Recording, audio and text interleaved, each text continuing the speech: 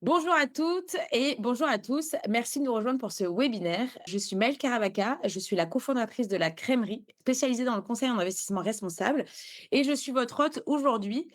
Le contexte de marché est complexe, tensions géopolitiques, volatilité, flambée du pétrole et des ultra-profits pour les majors, aggravation des conflits au Moyen-Orient. Ces événements nous rappellent à quel point nos économies restent très dépendantes des énergies fossiles et exposées à des chocs énergétiques majeurs.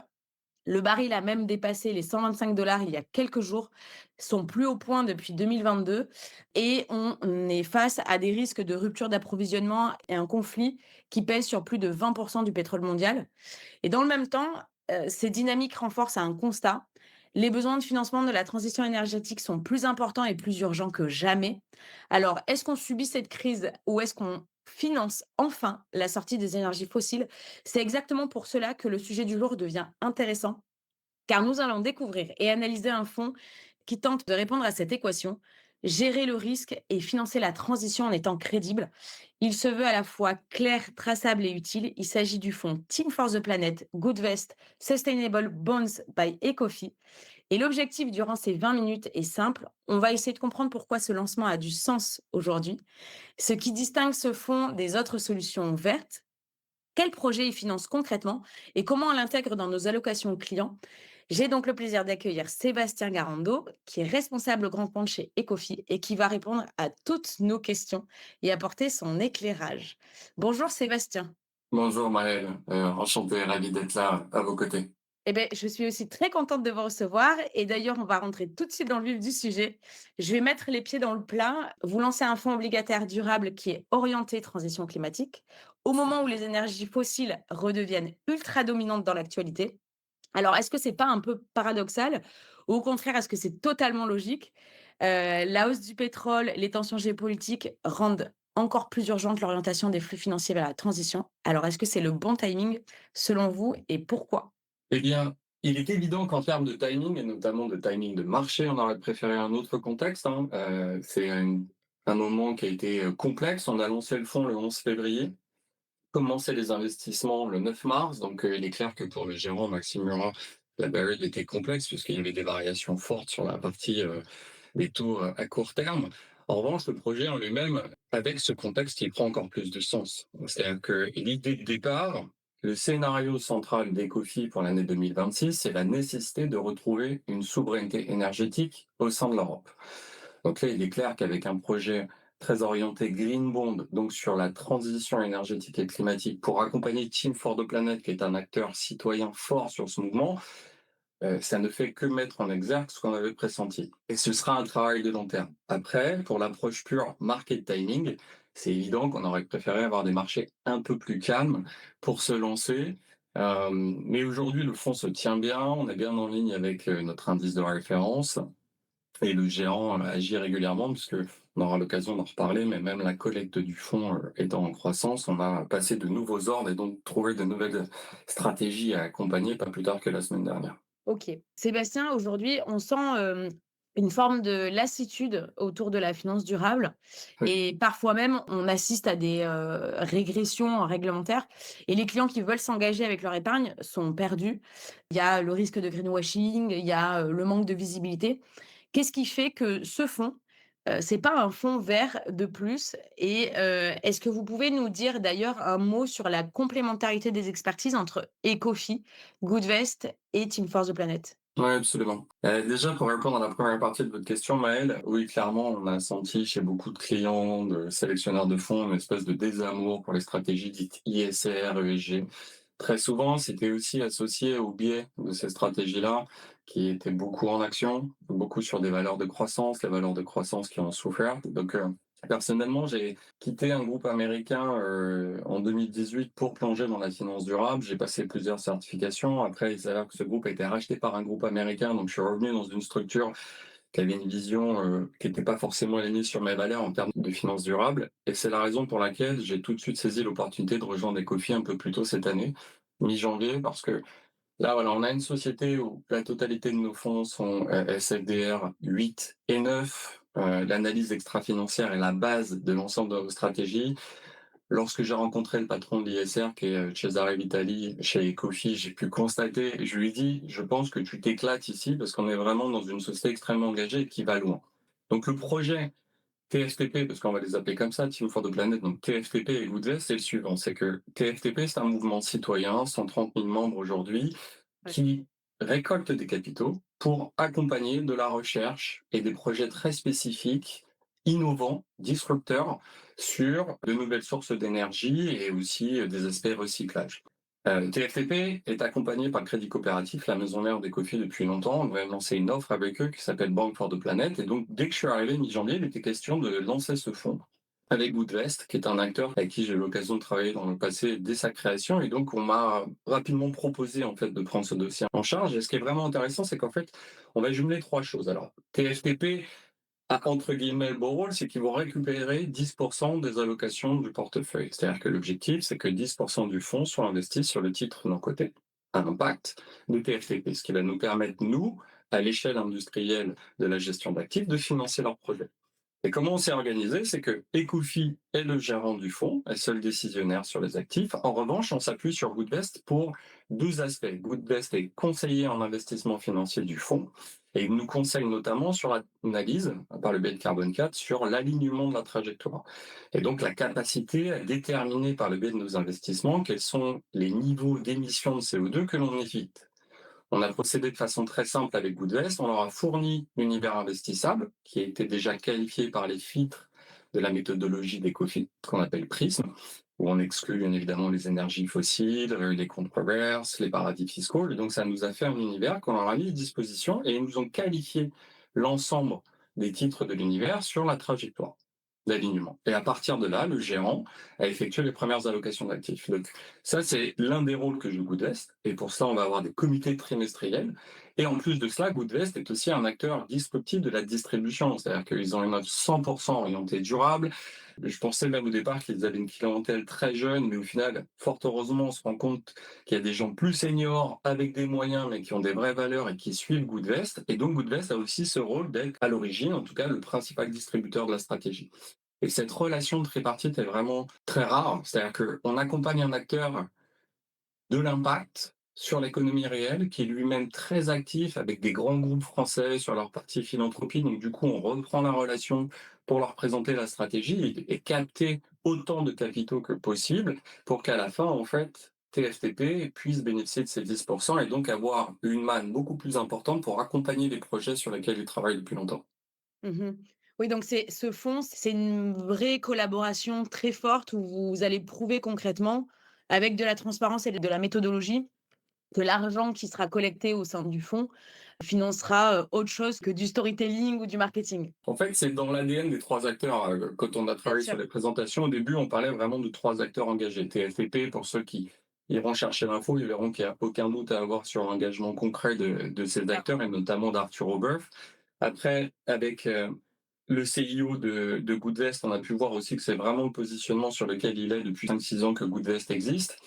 Et voilà, cette volonté d'Ecofi. Donc, l'autre intérêt, sur la notion de greenwashing, puisque c'est un petit peu la question sous-jacente, c'est que le cœur du portefeuille, c'est 75% minimum d'obligations vertes, ce qu'on appelle les green bonds.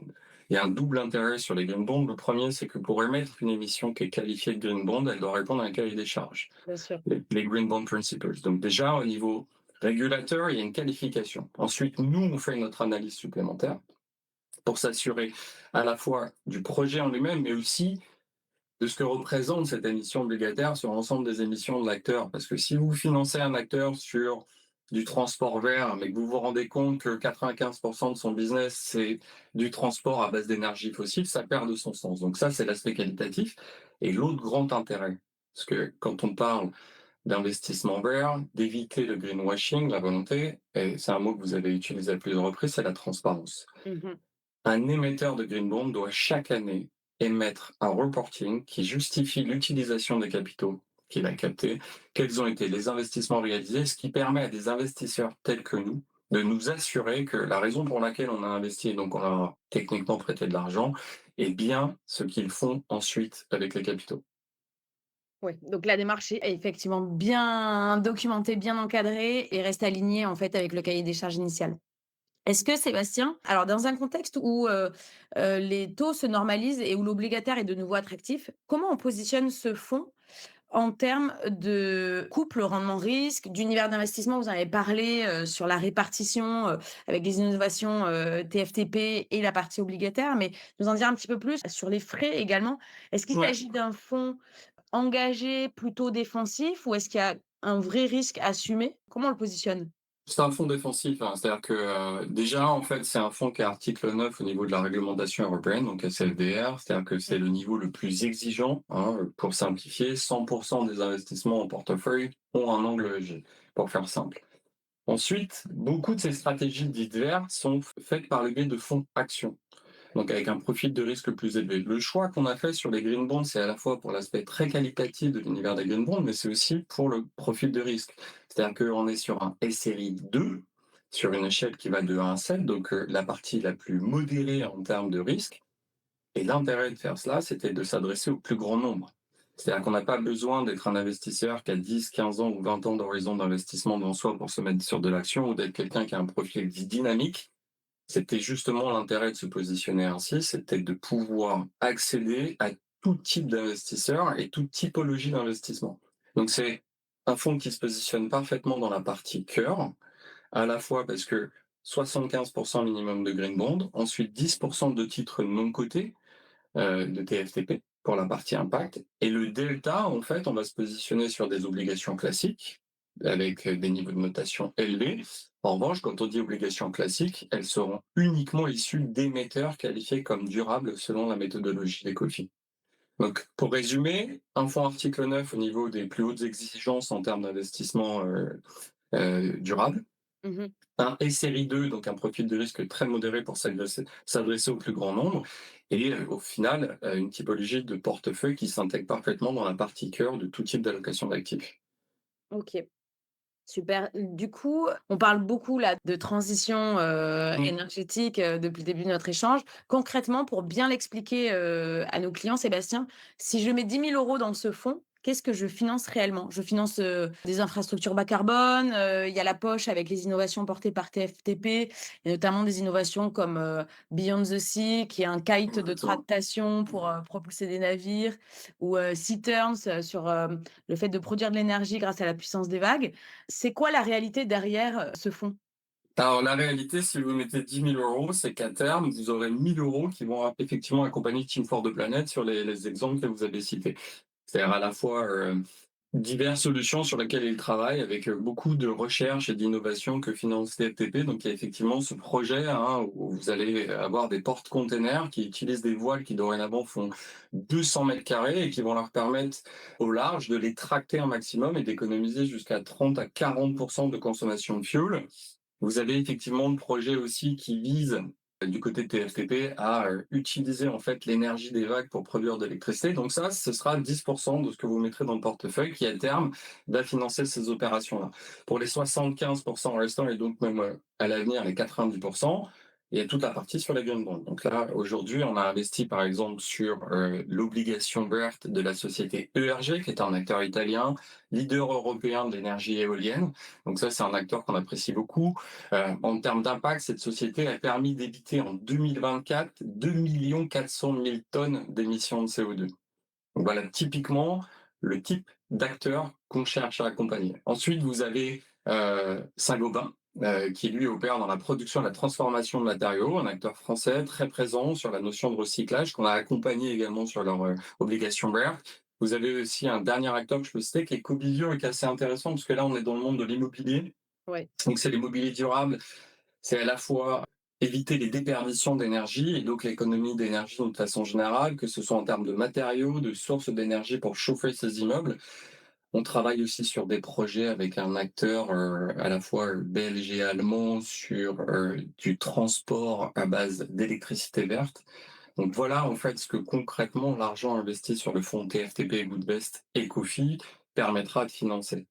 Et permet déjà, hein, puisque, on Oui, a la chance possible. d'avoir un portefeuille qui pèse aujourd'hui quasiment 25 millions d'euros, Ouais. grosso modo un mois et demi après son lancement. OK, c'est des projets quand même qui sont, du coup très réjouissants vis-à-vis de l'impact. Est-ce que justement cet impact, vous arrivez à le rendre visible pour l'investisseur? Il me semble qu'il y a une notion de dividende climat. Alors ça, c'est sur la partie TFTP, Ouais. c'est très particulier. C'est un concept qu'ont inventé les fondateurs de Team for the Planet. Effectivement, de délivrer un dividende climat, impact, c'est-à-dire qu'en gros, c'est comme si on vous donnait un budget d'émissions de CO2 évitées. Mmh. Donc ça, c'est vraiment côté TFTP. Nous, la manière dont on va fonctionner, c'est bien évidemment au niveau des rendements que va générer le portefeuille obligataire. Aujourd'hui, on est sur un taux de rendement sur le fonds aux alentours de 4%. Mais c'est vrai que le dividende d'impact, ça c'est un concept fort lancé par TFTP. On verra à l'avenir de quelle manière les souscripteurs du fonds pourront en bénéficier, sachant qu'on n'est pas sur un dividende financier, mais bien un dividende impact au sens dématérialisé. En tout cas, c'est une OK. forme de contribution claire de Ouais. vos investissements. Et d'un point de vue plus finance, plus classique à une société de gestion, on communique chaque mois par le biais des reportings sur le fonds, où là, on donne des informations sur l'alignement avec les objectifs de développement durable de l'ONU, qu'on retrouve systématiquement, c'est-à-dire que nos reportings, c'est une partie financière classique, et après toutes les données extra-financières. Et surtout, ce qui est très intéressant dans le partenariat avec Goodvest, c'est que eux nous permettent chaque mois de communiquer sur les émissions de CO2 évitées. Ouais. Aujourd'hui, c'est quelque chose qu'on apportera dans le cadre de nos échanges avec les investisseurs potentiels et on travaille ensuite pour pouvoir intégrer ces données directement dans les reportings qui sont accessibles sur le site d'Ecofi et donc à disposition de toute personne qui souhaite le consulter. Oui, donc il y a une vraie, mesurabilité en fait de l'impact de chaque investissement réalisé et ça, je pense que c'est un aspect qui sera très apprécié pour les clients, justement qui veulent, s'engager avec, leur épargne. Ouais, absolument. Si on veut parler en mots simples, en fait, faire véritablement de l'investissement durable, c'est à la fois en avoir la conviction au niveau de chacun des acteurs et ensuite jouer la transparence à fond. C'est-à-dire la transparence sur les investissements qui sont concrètement réalisés dans le portefeuille et aussi la transparence sur ce que ça apporte. Et dans le cadre des émissions de CO2, c'est surtout sur ce que ça évite. Et c'est tout l'intérêt de reporting. C'est-à-dire que ça va complètement, en fait, à la fois répondre à la volonté des 3 acteurs engagés que sont TFTP, Goodvest et Ecofi et on sait aussi que c'est une attente forte du marché et puis c'est au-delà d'un positionnement marketing qui dirait, «Les clients attendent ça, donc on va leur donner». En fait, pour nous, c'est une évidence. C'est la base. C'est-à-dire que quand tu veux faire de l'investissement durable, tu communiques, tu es très transparent sur ce que tu fais et tu mets à disposition un maximum d'informations pour permettre à tout type d'investisseur, quel que soit son niveau de compétence, d'avoir, si ce n'est de comprendre dans le détail, en tout cas d'avoir une idée de ce que ça apporte que de suivre des stratégies comme celle-ci.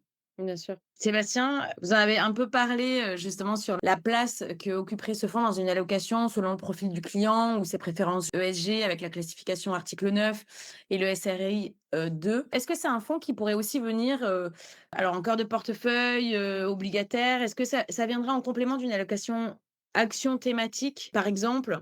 En fait, l'avantage d'une stratégie comme celle-ci, avec un niveau de risque faible, c'est qu'on se positionne dans la partie cœur du portefeuille. Donc, ça peut rentrer dans tout type d'investissement. Ça peut être utilisé pour un client qui aurait un portefeuille un peu plus dynamique, donc Ouais. qui investirait sur des stratégies actions, vertes, durables, comme on le souhaite. Ça pourrait permettre de venir réduire le niveau de risque global du portefeuille, c'est évident. Ouais. Avec un SRI 2, ça vous permet véritablement, si en face vous avez des fonds qui sont classés 6 ou 7, pour 20% de votre portefeuille et que vous avez 20 à 40% sur du SRI2, ça va réduire le risque global du fonds. Ce qu'on a pu voir aussi, et qui fait partie des bonnes surprises dans les discussions qu'on a avec des acteurs tels que des compagnies d'assurance et des banques, c'est qu'ils utilisent également la stratégie en diversification de leur propre fonds Green Bond. Pour rappel, l'État français avait été le premier État à émettre une obligation verte. Donc il y a une culture forte des obligations vertes en France qui fait que tous les grands acteurs bancaires et assureurs ont émis des green bonds ou alors proposent des fonds green bonds. Et au final, notre stratégie intervient en diversification de leurs propres offres. Ça, c'est Mmh. un autre aspect, une autre utilisation. Et si on prend au niveau de la communauté des membres de TFTP qui souscrivent, hein, et le concept de TFTP, si je ne me trompe, c'est 1 € une part, Oui. bah, ça leur permet en fait d'augmenter les investissements qu'ils font sur TFTP, mais dans le cadre d'un véhicule qui lui est beaucoup plus liquide.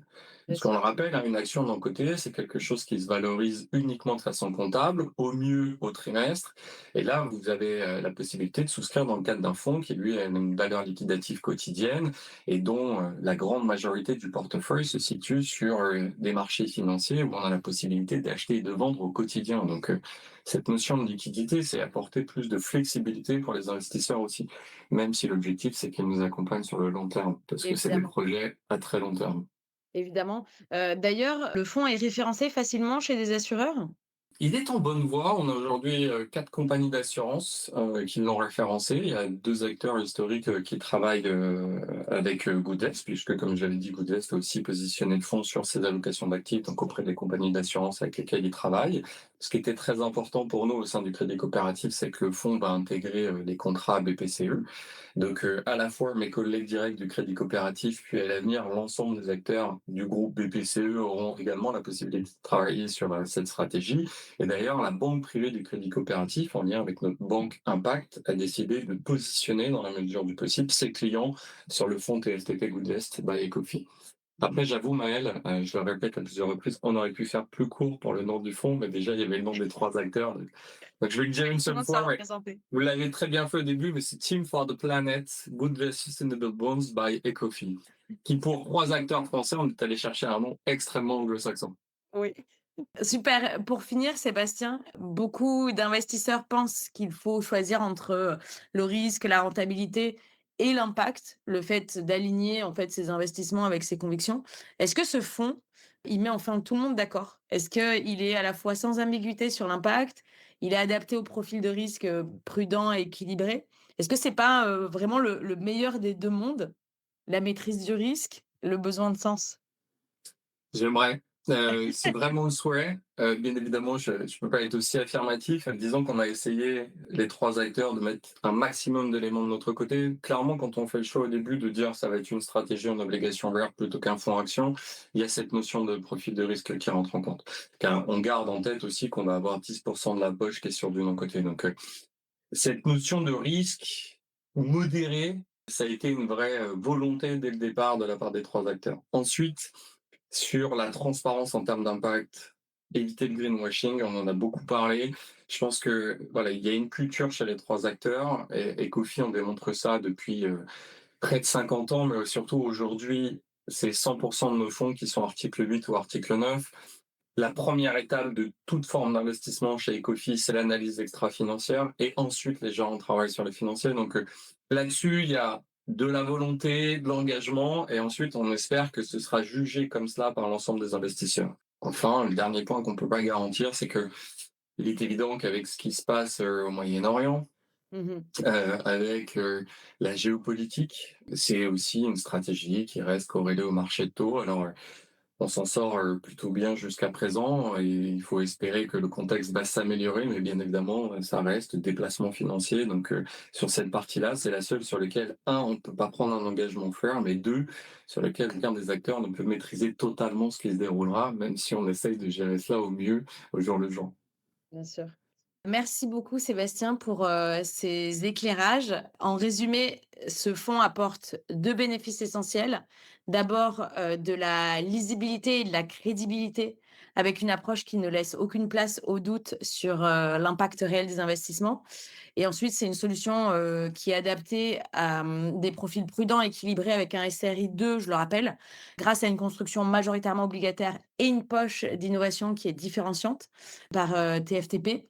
Donc c'est une solution qui répond, aux attentes des clients, engagés. Moi, personnellement, je suis, convaincue et ce fonds fait partie, de nos allocations et plus globalement, on vit une période, assez brutale où, on l'a dit, le retour des tensions sur les énergies fossiles nous rappelle une chose simple, c'est que la transition énergétique n'est pas une option morale, c'est une nécessité économique, pour notre souveraineté, Sébastien, vous l'avez rappelé, et une nécessité vitale aussi pour assurer nos conditions de viabilité sur terre. Et la vraie question pour nous, en tant qu'investisseurs, CGP ou gérants de portefeuille, c'est la suivante: est-ce qu'on continue à financer le problème ou est-ce qu'on commence à financer la solution? En tout cas, le fonds présenté aujourd'hui, apporte une réponse structurée à cette problématique. Merci à toutes et à tous pour votre présence aujourd'hui et nous espérons que ce webinaire vous aidera à intégrer ce fonds dans vos allocations et à enrichir vos échanges avec vos clients. Voilà, à très bientôt. Je vais juste me permettre de rebondir, Maëlle, parce que je trouve que c'est une magnifique conclusion, mais du coup, j'ai envie d'ajouter ma pierre à l'édifice. Je voudrais juste dire aux plus sceptiques que, en fait, le contexte que l'on traverse ne doit pas générer du doute, ça ne doit faire que renforcer des convictions. C'est-à-dire que le premier élément, quand vous voyez le prix du carburant à la pompe quand vous faites le plein, n'oubliez pas que l'Europe importe énormément d'énergie fossile, qu'aujourd'hui, les options à notre disposition, c'est de retrouver une souveraineté et de travailler sur des énergies alternatives. Parce qu'on entend souvent que pour les plus militants, il n'y a pas de planète B, c'est surtout il n'y a pas d'option B pour l'humanité, parce que la planète, elle s'en sortira, elle a des millions d'années devant elle s'il le faut. Donc je suis absolument pas dans le catastrophisme, mais en revanche, chaque action menée par nous tous est toujours un point positif à cette contribution générale. Bien sûr. Et rien que pour cela, j'étais ravi de répondre à cette interview, Maëlle, et donc d'essayer d'attirer l'attention d'un maximum d'investisseurs avec ces GPI sur cette stratégie. Un grand merci. Merci beaucoup Sébastien pour votre engagement. Ça se ressent énormément et moi aussi j'étais très très contente de cet échange.